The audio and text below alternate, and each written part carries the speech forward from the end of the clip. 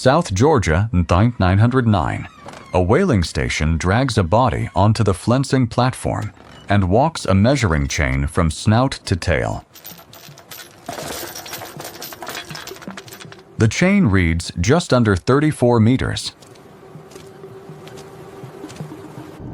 the exact length of a passenger jet. What is the largest creature that has ever lived on Earth, and why did it take until now to appear? It is not a dinosaur. To understand how the largest creature in the history of life turned out to be neither a dinosaur nor a fossil, we must travel back to that platform and to the two rules that settle the question. South Georgia sits in the South Atlantic, closer to Antarctica than to any city. In 1909, the whaling station at Grytviken is the busiest place for 1,000 kilometers in any direction. A carcass comes up the slipway on a steel cable, and men in oilskins walk out onto it with flensing knives, opening the blubber in long strips the way you would peel bark from a tree. Someone drags a measuring chain from the snout, along the flank, down to the notch between the tail flukes. The station runs on a schedule. Everything that comes ashore is reduced to oil, meal, and bone within a day. The measurement is taken because the company requires a number in a ledger, not because anyone on the platform is curious. The chain read 33 meters and 58 centimeters. That is the exact length of a Boeing 737. Nose to tail, a full passenger jet, laid out on a wooden platform in the sub-Antarctic. Nobody standing there understood what they had, and the chain was never going to tell them. Length is the wrong instrument for this question. The proof was weight. 38 years later, in March 947, another female was taken in the Southern Ocean and actually put on a scale. She weighed 190 tons. 30 African elephants in one body. And that figure is almost certainly an undercount, because longer animals were caught and never weighed at all.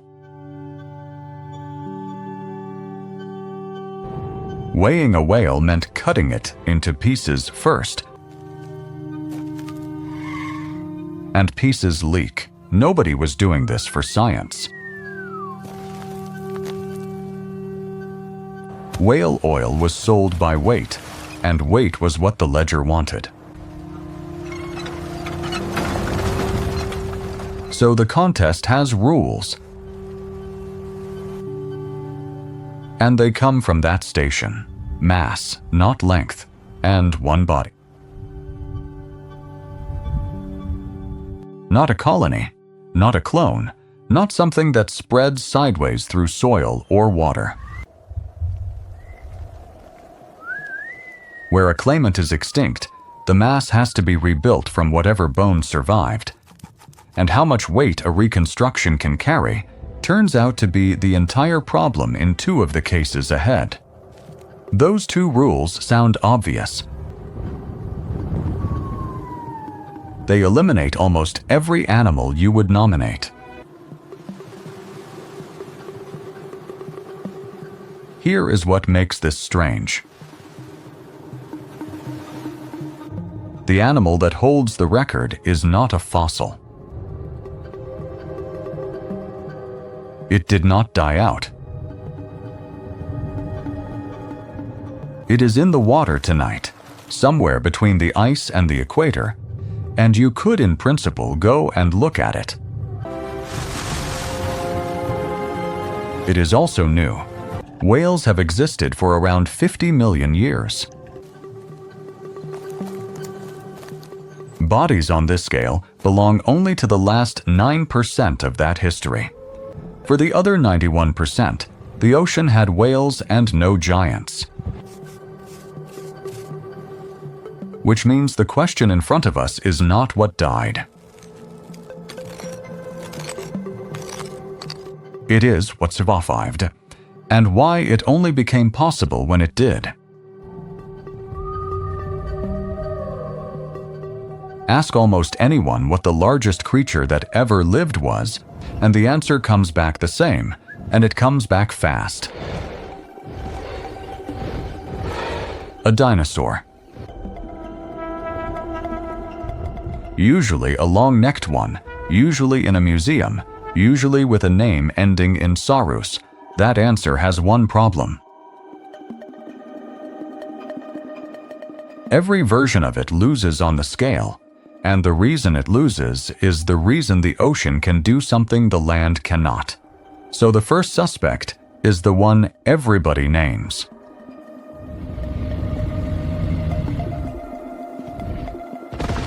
The one everybody names is a sauropod, and almost all of the evidence for it comes out of one stretch of Argentina.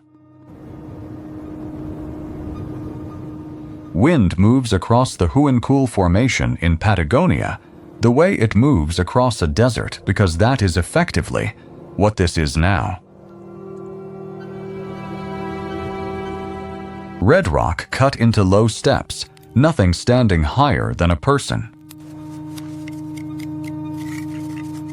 A shin bone comes out of the slope at an angle, and it is taller than the paleontologist, kneeling beside it to brush it clean. There is no skull, there is no tail. There is a handful of vertebrae, and this one leg. Whatever else it was standing here when this was a floodplain.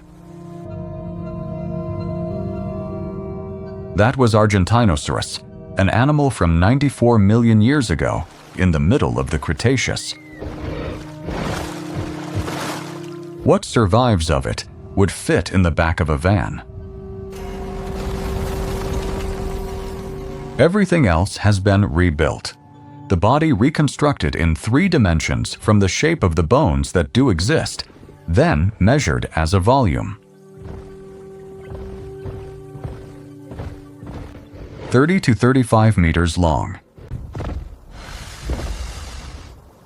65 to 75 tons. Its closest rival came out of the same country and was described much more recently. Patagotatine was named in 2017 from 6 individuals found together in Chubut, which makes it the most complete giant titanosaur anyone has ever recovered. 6 animals. Enough bone to argue from rather than guess from. It is also part of why that estimate sits lower. When more of an animal survives, the number usually comes down. Roughly 50 to 57 tons. Now hold those figures against the whaling station. On length, the sauropods win. 35 meters beats 33, and the longest of them would have overhung that platform at both ends. En masse, they are not close. 75 tons against 190. The largest land animal anyone has solid bone for weighed less than half of what came off the scale in 9,947. Stand the two side by side, and the impression is misleading in both directions. The dinosaur is longer, taller, and takes up more sky. The whale is a solid object. One is a bridge with a neck. The other is a wall. The point is not that dinosaurs were small. The point is that length was never the question. There is a reason those animals are so light for the space they take up. Sauropod bone was invaded from the inside by a system of air sacs, the same architecture birds still carry today. The vertebrae are not solid. They are chambered, hollowed out, full of cavities that once held air. The skeleton lost density without losing strength, and that is what allowed a land animal to pass 30 meters at all. Because on land, the arithmetic is brutal. Double an animal's length and you multiply its mass by roughly 8. The bone holding that mass up does not grow anything like as fast. Every kilogram has to be carried permanently by 4 columns with no help from anything. Standing still costs you. Lying down and getting up again costs you more. So the hollow skeleton tells you what the sauropods were fighting. They were built light because heavy was not on offer. A land giant is an argument with gravity that has to be won again every second of its life, and those animals won it by removing as much of themselves as they could afford to remove. Which raises the obvious question. How heavy could a land animal get before its own legs stopped working? There is one fossil that might answer it, from a riverbank in southern India. It does not exist anymore.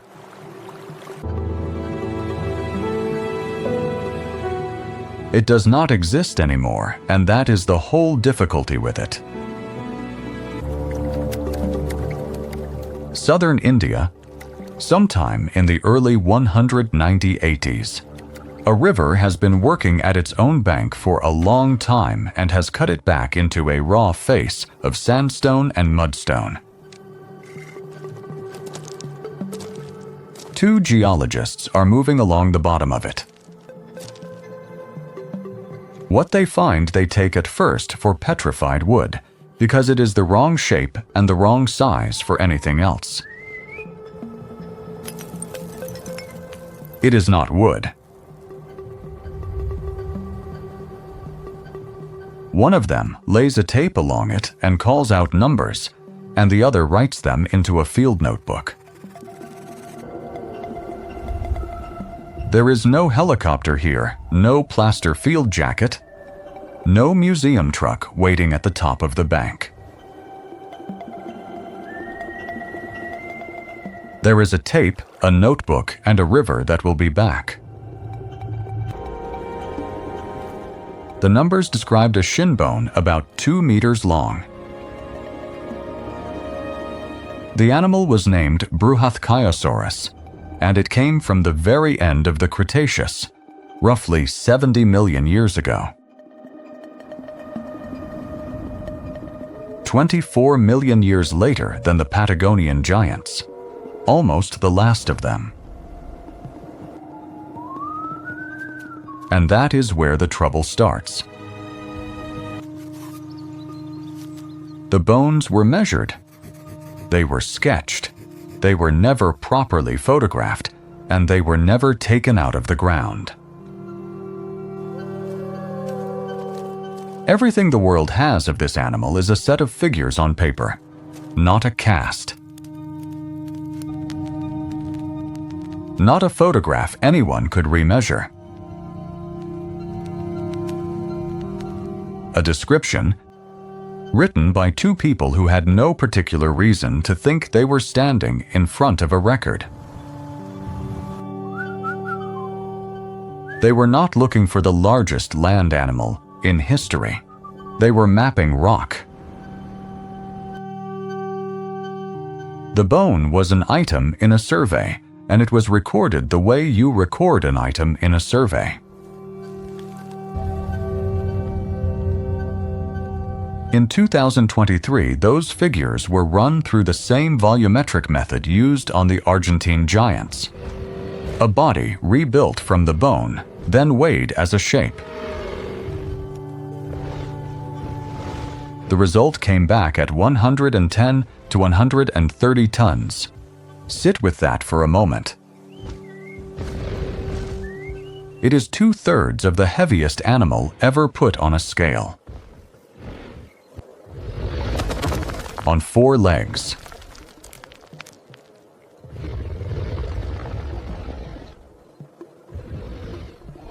On ordinary ground, if you stood next to it, you would be looking at roughly 20 adult elephants fused into one animal.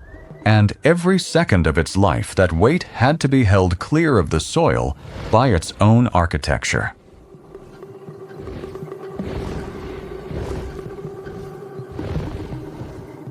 It would not have run. It would not have jumped. Animals at that mass do not do either. It would have walked slowly, and the ground under each foot would have given a little every time. It is the strongest land contender in the entire case. It is also the one nobody can test. The same erosion that exposed the outcrop kept working on it, season after season, and the outcrop went with it. Later teams went looking and found the site degraded past recovery. The bones went into the river before anyone could remeasure a single one of them. So the land cannot settle this. The one rival it may have produced dissolved before the question was properly asked. Which is why the suspect stays open rather than closing. The verdict is not innocent and it is not guilty. It is unprovable, and unprovable does not win a contest decided by weight, which moves the case into water. And the ocean, it turns out, had been running this experiment for a very long time already. Long before whales, long before anything walking on a riverbank in India. The first serious attempt was finished and buried 200 million years ago, and the bone that proved it was picked up by an 11-year-old.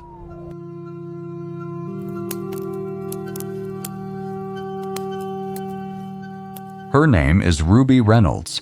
She was 11, and the story starts 4 years before she found anything.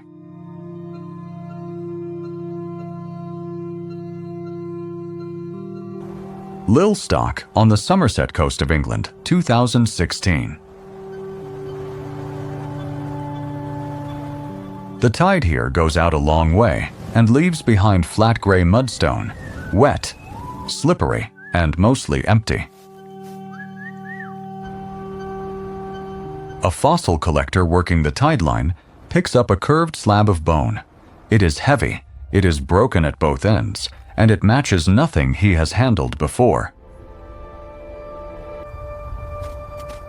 It gets described 2 years later, and the description ends in an admission.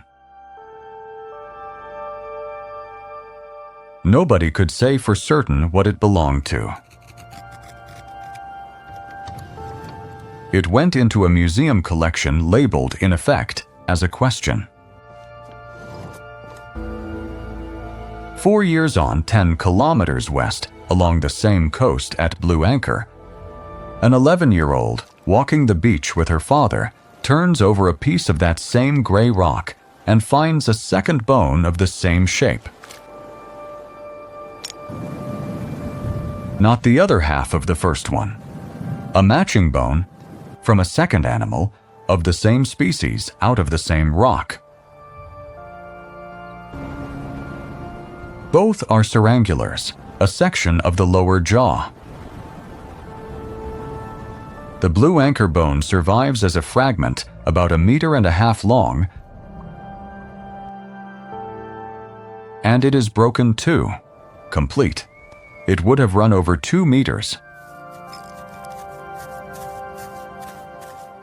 One jawbone, longer than a doorway, is tall. And a jaw is not the animal. It is the handle you use to estimate the animal. 2 of them changed everything, because one strange bone is an anomaly, and 2 matching strange bones are a species.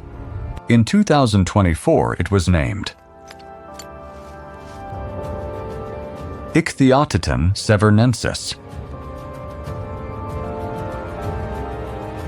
The estimate for the whole animal came out at about 25 meters. The largest marine reptile ever formally described.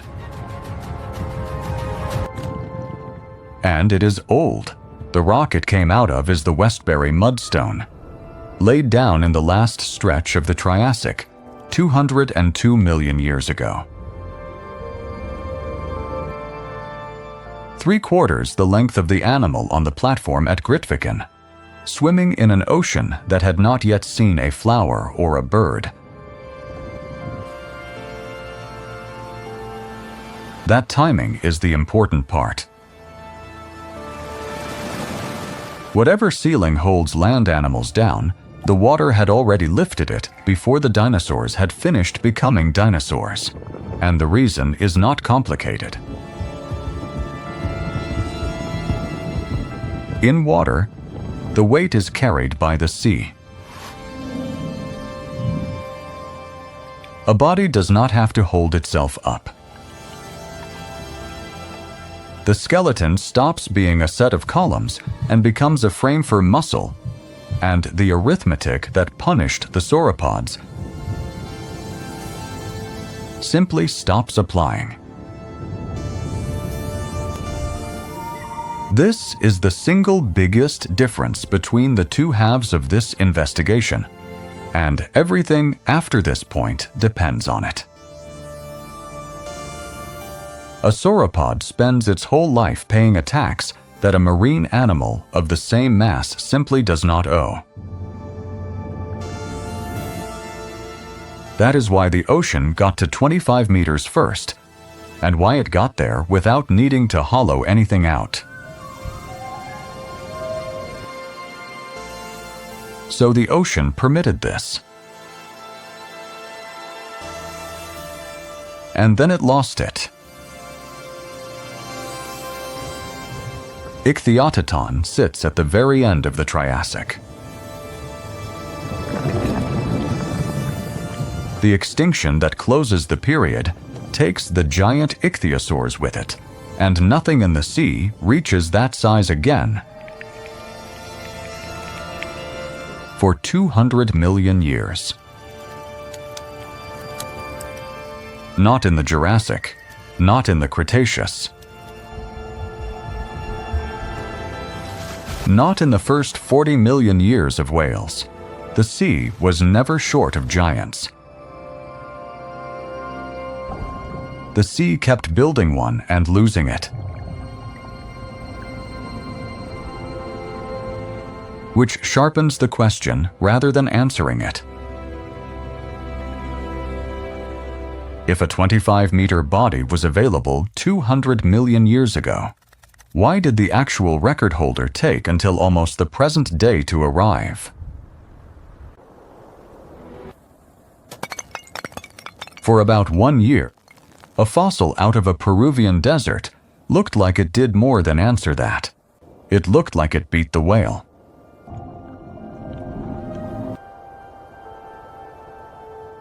It did for a while on paper. The desert of Ica province in southern Peru does not look like a seabed, and it is one, pale, dry, cut into terraces by wind, with no water anywhere in the frame. A team is working a slope with hand tools. What comes out is a single vertebra, and it takes several people to lift one bone. Not because it is large, although it is. Because it is dense in a way bone is not supposed to be. That was Perucetus colossus, described in the journal Nature in 2023. An early whale, about 39 million years old, from a warm shallow sea on the edge of what is now South America. The bones were thickened and swollen, not diseased. Built that way. And the published mass estimate ran from 85 tons to 340. The bottom of that range is a large whale. The top of it is nearly 2 blue whales inside one body, and it would have made this the heaviest thing that has ever lived. By a margin nothing else came close to. The dense bone is a real signal, and it means something specific. Thickened. Swollen skeletons show up in animals that work in shallow water. The weight is ballast. It holds the body down against its own buoyancy, so the animal can stay on the bottom and feed there instead of chasing anything.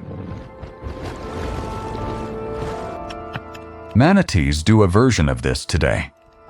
So did a range of extinct shallow water mammals. So the weight was certainly in the frame. Whether it was in the animal is a completely different question. Here is the part that matters.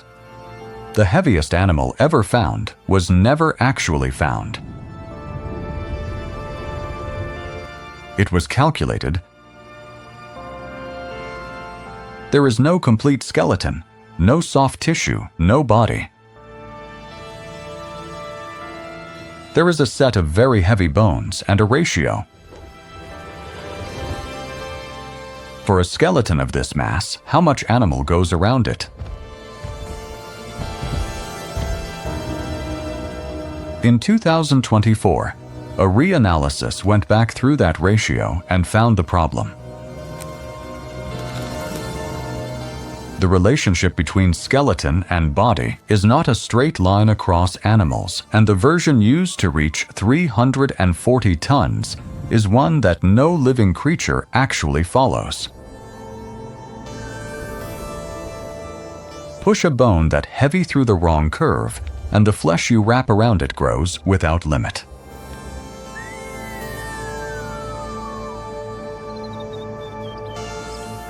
The bone was real.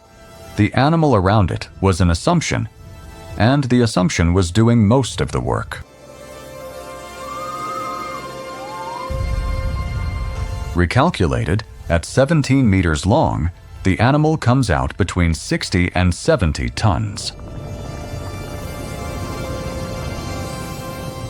Push every assumption to its most generous, and it stops near 100. That is roughly a third of the heaviest animal ever weighed. Heavy for its length, certainly. Nowhere near the record. And it fits its world once you stop expecting it not to. Basilosaurus, the great whale of the same Eocene ocean, reached about 18 meters. and it was a long, slender predator with a body closer to an enormous eel than to anything alive now. Whales of that era were big. None of them were vast. That is not a failure of the fossil record either. We have a great deal of Eocene whale bone, from Egypt to Peru, and the ceiling in all of it sits well below the modern one, which clears the last fossil off the board. Every extinct claimant has been interrogated, and every one of them has lost, which means this stops being an archaeological question altogether. The largest creature that has ever lived is alive. In water we have charts for. In an ocean we photograph from orbit. And that creates a harder problem than any fossil did. A body that size has to be fed.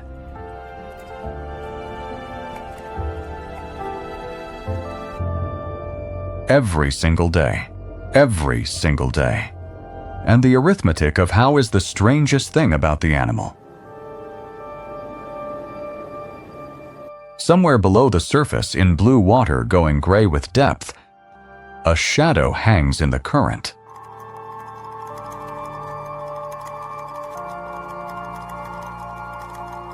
It is not one thing. It is millions of them, packed close enough to change the color of the water. A blue whale comes up underneath it, turns onto its side, and accelerates. Then it opens its mouth, and the mouth keeps opening until the front of the animal is no longer a head.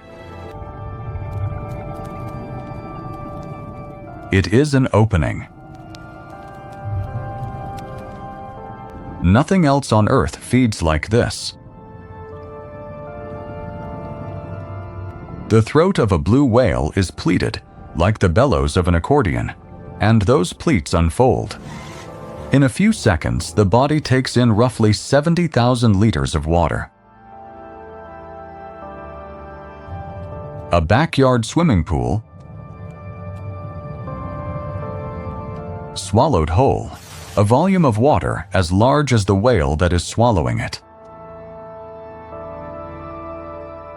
Then the jaw closes, the tongue inverts, and the water is forced back out through several hundred plates of baleen, while everything solid stays behind.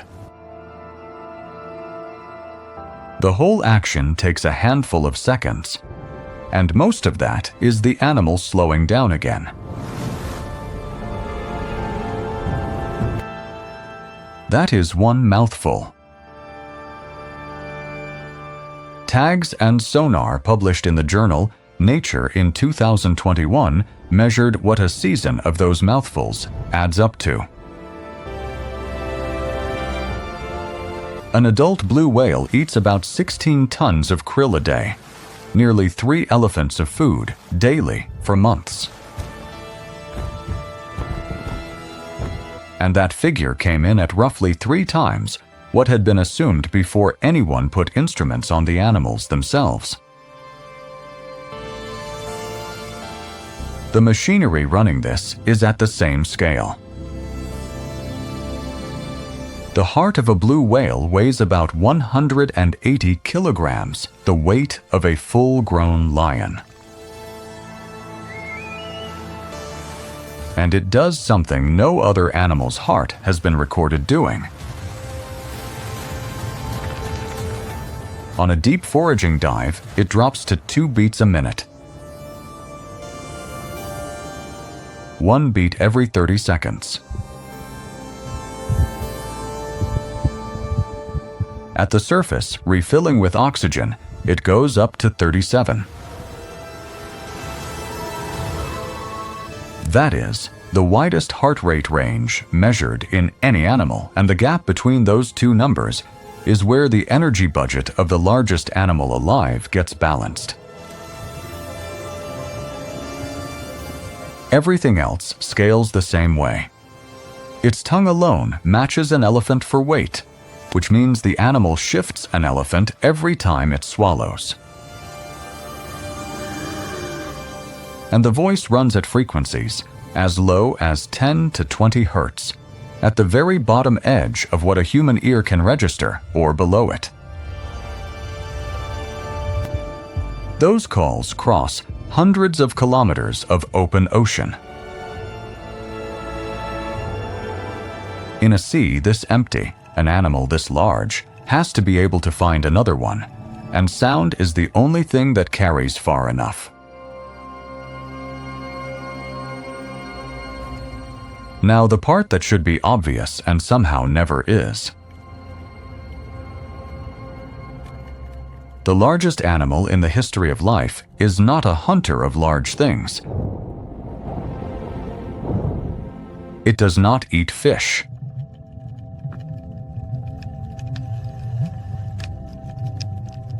It does not eat squid. It does not eat anything you would call prey in the ordinary sense. It stays alive on an animal small enough to slip through a closed hand, and it only works because it eats them by the swimming pool. That is how. It is still not why. The equipment is far older than the animal. The shift from teeth to baleen, from grabbing prey to filtering it, was finished somewhere between 34 and 24 million years ago. Filter-feeding whales have been in the ocean for at least 20 million years longer than giant ones. For most of that stretch, they produced nothing remotely on this scale. The mouth was built and idling, and the ocean was not paying for it. So the lunge explains how a body this size is fueled. It does not explain when. If the machine was ready and nothing happened for 20 million years, then whatever changed was not inside the whale. Something in the water had to make the gulp worth taking.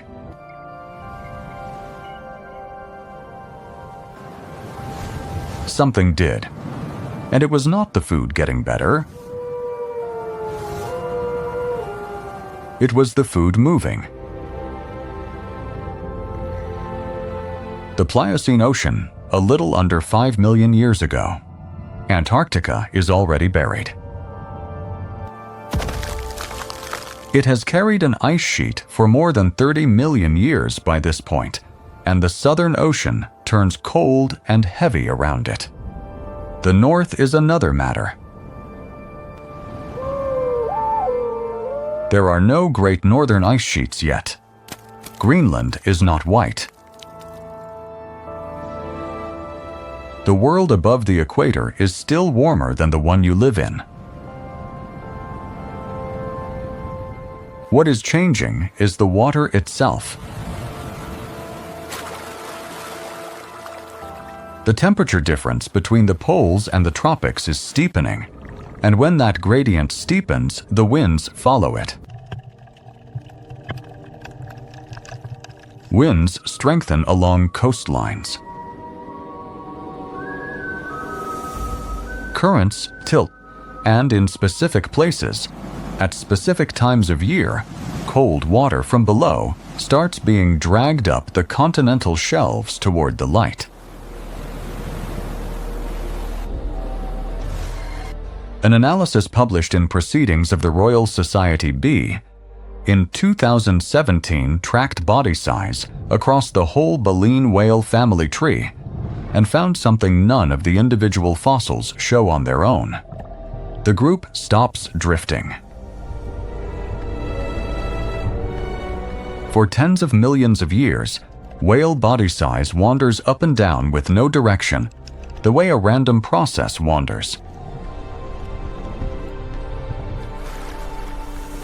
Then, around 4.5 million years ago, it acquires one. Every major lineage starts trending toward larger size at roughly the same time, independently of each other, and the timing lines up with the onset of that seasonal upwelling along the coasts. In a 50 million year history, the whole thing belongs to the final 9%. To see why upwelling matters this much, you have to think about food as geography rather than as quantity. Cold water from the deep is loaded with nutrients. Where wind and current drag it to the surface, sunlight and nutrients arrive in the same place at the same time, and phytoplankton bloom there in quantities that stain the sea visibly from orbit. Krill follow the bloom. They do not spread out across the ocean. They gather, because the ocean is not evenly worth being in. And they gather hard. Antarctic krill form aggregations of up to 2,000 animals in a single cubic meter. A box you could sit inside, filled with a soup you could not see through. One swarm mapped in Wilhelmina Bay, off the Antarctic Peninsula, was estimated at 2 million tons of krill. More living weight in one bay than 10,000 blue whales. Density is the whole game, and there is hard evidence for why. About 300 whales were tagged, and more than 50,000 individual feeding events recorded, published in Science in 2019. Enough lunges to watch one an hour for 6 years without repeating. What the data showed is that as a lunge feeder gets bigger, the volume of its gulp grows faster than the energy the lunge costs. The mouth scales up faster than the bill does. Above a certain prey density, being enormous is not a burden. It is a discount. So here is the correction the whole case turns on. The ocean did not get richer. Global productivity did not suddenly jump and hand the whales a bigger meal. The ocean got patchier. The same food was gathered out of a thin layer, spread across everything, and stacked into a small number of enormous piles at predictable places, at predictable times of year. A pile is something only a very large animal can exploit. A thin layer is not worth opening your mouth for. It is the difference between grazing and harvesting, and only one of those rewards being enormous. The northern ice sheets, when they arrive about 2 million years later, sharpen this pattern. They do not start it. And the same arrangement that built the giant is what stops it. Piles are seasonal. Between them, the open ocean is close to empty. So the animal feeds hard for a few months and then lives off what it stored, across thousands of kilometers of migration and an entire breeding season without eating properly. The body is a fuel tank with a whale built around it. A calf gains 90 kilograms a day, the weight of a grown adult, every day, on milk running from a third to a half pure fat, racing towards a size the feeding season can still fill. Which gives the verdict. Patchy prey is the trigger. The length of the season is the break. That is why the record has a number instead of an arrow, why blue whales stopped at this size rather than continuing past it. And with that, every suspect on the list has been interrogated, and the answer is an animal alive today. Except that closing the suspect list only settles which animal it is. There is one objection left, and it has nothing to do with whales. It is about whether the answer has to be an animal at all.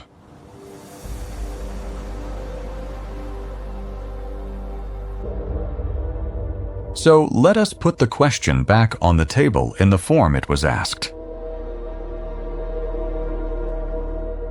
What is the largest creature that has ever lived on Earth, and why did it take until now to appear? Half of that now has an answer.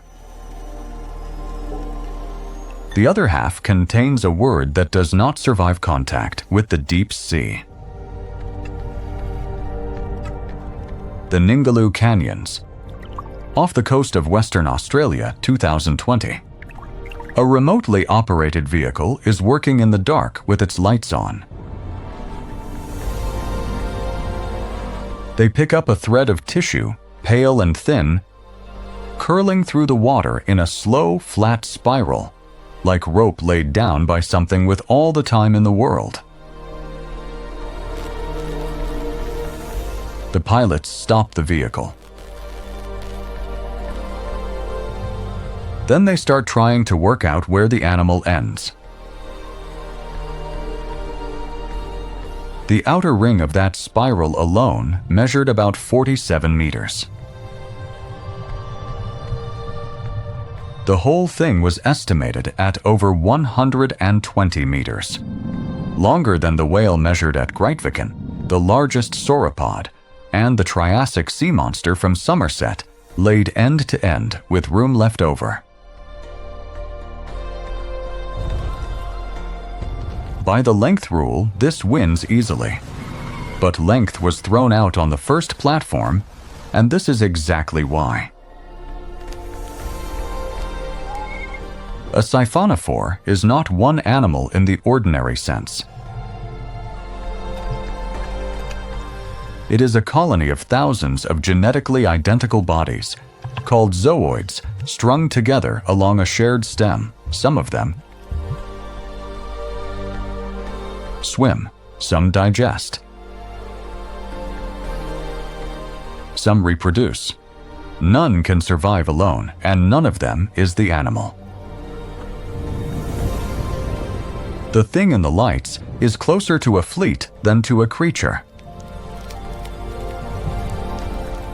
That is not a loophole. It is how a great many living things are actually organized, and the question was simply never written for them. And the objection gets worse on land. In the Malheur National Forest in eastern Oregon, there is a honey fungus that covers about 965 hectares of forest floor. Roughly 1,300 football pitches. Genetic testing showed it is one continuous individual, thousands of years old, and almost all of it is underground, threaded through soil and dead roots where nobody can see any of it. By mass, it is probably the largest living thing on the planet. It kills the trees it grows through, and it has been doing that since before there was anyone in Oregon to notice. In Shark Bay, in Western Australia, genetic sampling published in 2022 found a seagrass meadow spanning more than 180 square kilometers. 3 times the area of Manhattan. One plant, a single clone, at least 4,500 years old, which is around 60 human lifetimes laid end to end. So the largest living thing on Earth is not the largest creature. It is not one creature. Each of these wins on exactly one measure, and is not one of them is a body. There is no shared heart. There is no single edge you could draw around it. There is nothing that begins and ends at once. Ask where the fungus stops, and the honest answer is that it stops wherever the genetics stop matching, which is a boundary drawn in a laboratory rather than in the forest. That is a different kind of thing from an animal. And the question we started with was about animals, which settles it, and it settles it in a way that hurts. A fungus cannot be killed all at once. A clone that loses one meadow keeps living in the next bay. The blue whale has the opposite property.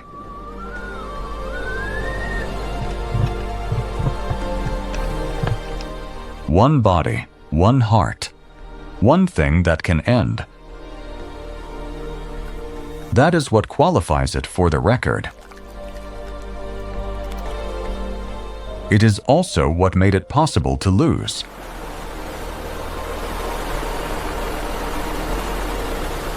It did lose it, almost completely, and we will get to that.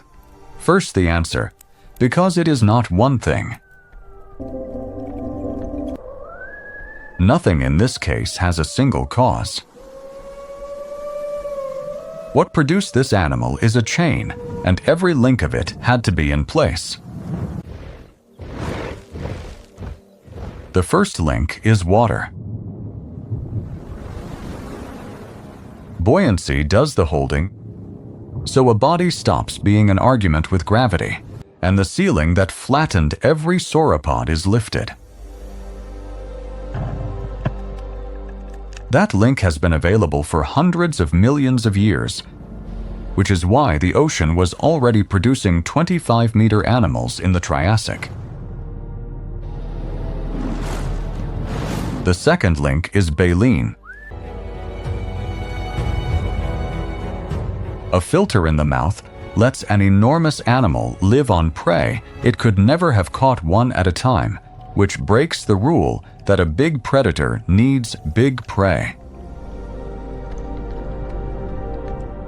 That link arrived in the Oligocene, and then sat there doing nothing spectacular for 20 million years.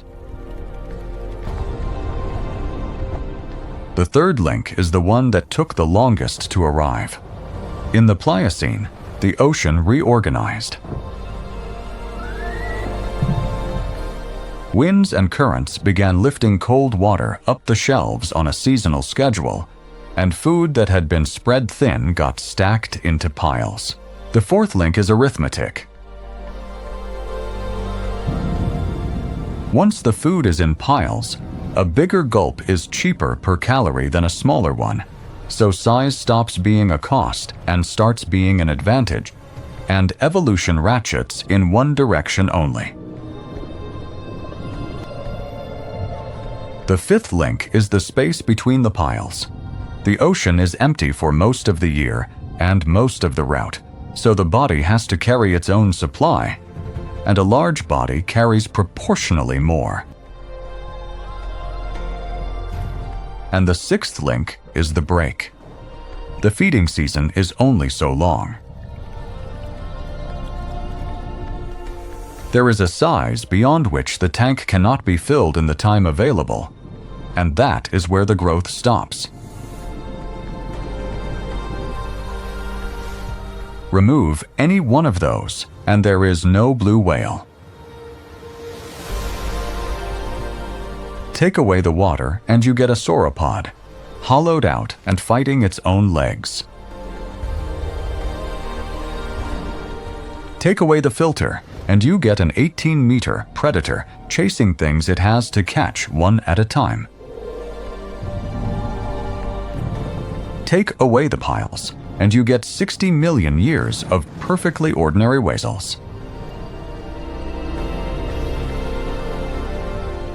Which leaves the timing, and the timing is the part that should stop you.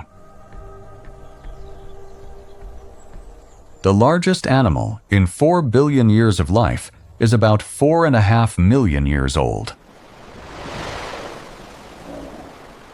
It is younger than the split between our own lineage and chimpanzees, which is dated to roughly 6 to 7 million years ago. When this record started being set, there was nothing on the planet you would call a person.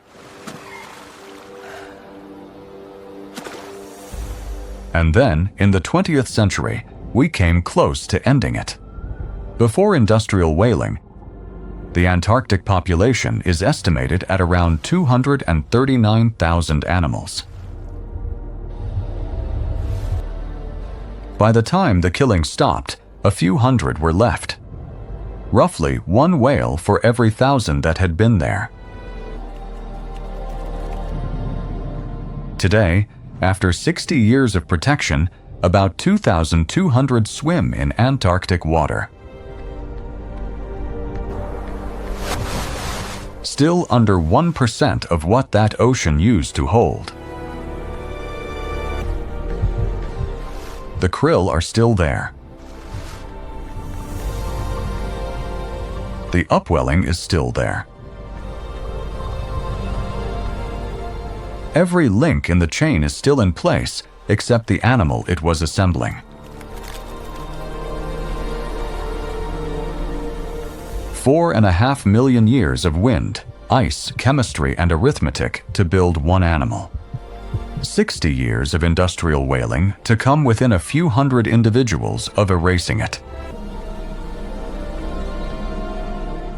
And the measurement that opened this case, taken at Grytviken in 1909, the 1909 with a chain and a ledger, was made by the same industry that almost deleted the thing it was measuring.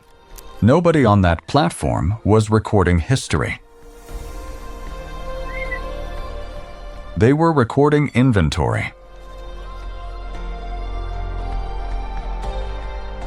Perhaps the real mystery is not what the largest creature that ever lived was, but whether the ocean that built it will still be capable of building it.